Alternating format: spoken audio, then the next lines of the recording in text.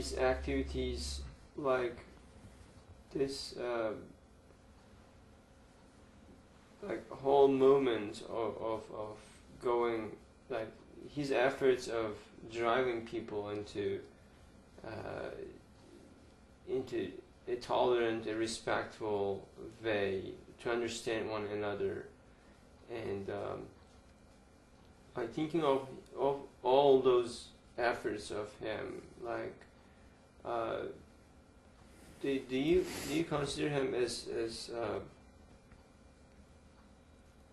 like one of the great kind of leaders that having influence and really working really hard on the issues of humanity? Oh yeah, oh yeah. Of course, I consider him, as one of the most important people, and maybe in the world, in the efforts of understanding, and it's very difficult, I think, to be understanding if you're not open to other ideas than your own. We all see the world, through our life experiences, through the paradigm that we have, and sometimes it's very difficult to see something different than your own way of life, than your own philosophy, because you have to open yourself to question your own thoughts and ideas. You have to open them to question. Am I right, in my thinking? And you may not be able to, you may be not comfortable with opening yourself to others, to other ideas, especially if they conflict with yours. But Gulen has, is preaching and writing and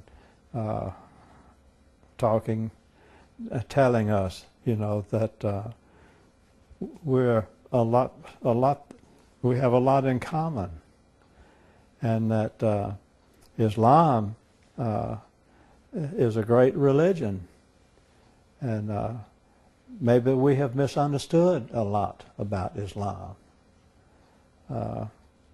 One of the things that I was so pleased to hear him say and write about, Islam being a religion of peace. We had not heard that in the West in years, before 9/11. We had not heard that, all of that, and we had heard the bad things, the negative things about some of the extremists in Islam.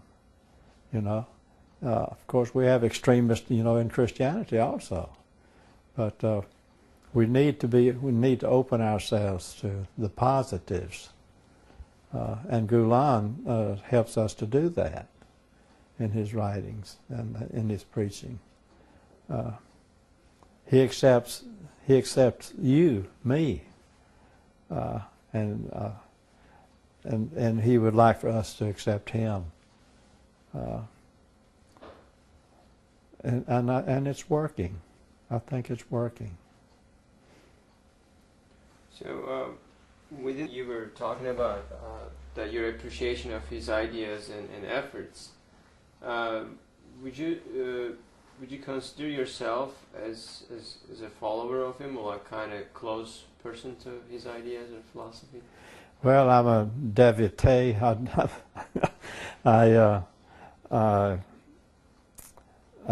appreciate. I'm devoted to his writings because he say what I would like to say. He's been able to say, what I would like to say, and what I think the world needs, and because he's a Muslim, Islamic,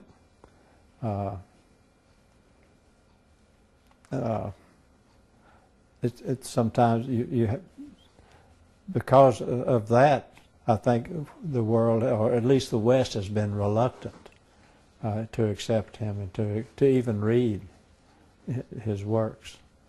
If it's, but once they read just a few lines, then they know this man is open. This man is for peace, for understanding, for tolerance, for love.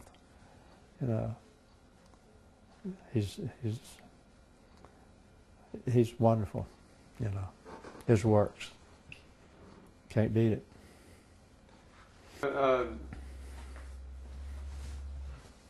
Like some sociologists, some thinkers, especially this Sufi master, his name is Shafik Jan, who is a direct descendant of Rumi. He lived in this century and he passed away a couple of years ago. Who was that? Shafik Jan.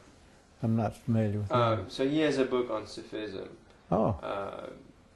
When he met Gulen, or he got interacted with him, he said he's the modern Rumi. He's a contemporary Rumi.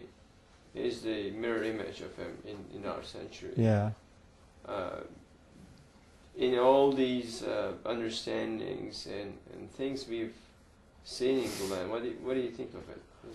Well, I think that Rumi is Rumi also, and Gulen, a Sufi, that practice the mystical part, of Islam. I wish I were more educated on Islam and the different parts of the religion, but I believe Rumi, at least Gulen, was very close to the dervishers, which is a great mystical part, of Islam.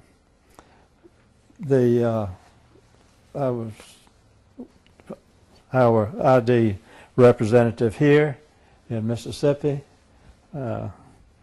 was able to get the dervishes, to come to our auditorium, and I was pleased to be able to attend. At that time, I had no earthly idea that it was a religious ceremony, when I saw them perform. And of course, I don't think they would even call it a performance. It's just their way of getting in touch with God. And that was sort of a shock to me when I really realized that, and I was even a bit embarrassed, because being in a religious setting and not realizing it, thinking that it's a secular performance. But that is, I think that Gulen and maybe Rumi, but they understand and appreciate, the dervishes, their practices, their way of worship.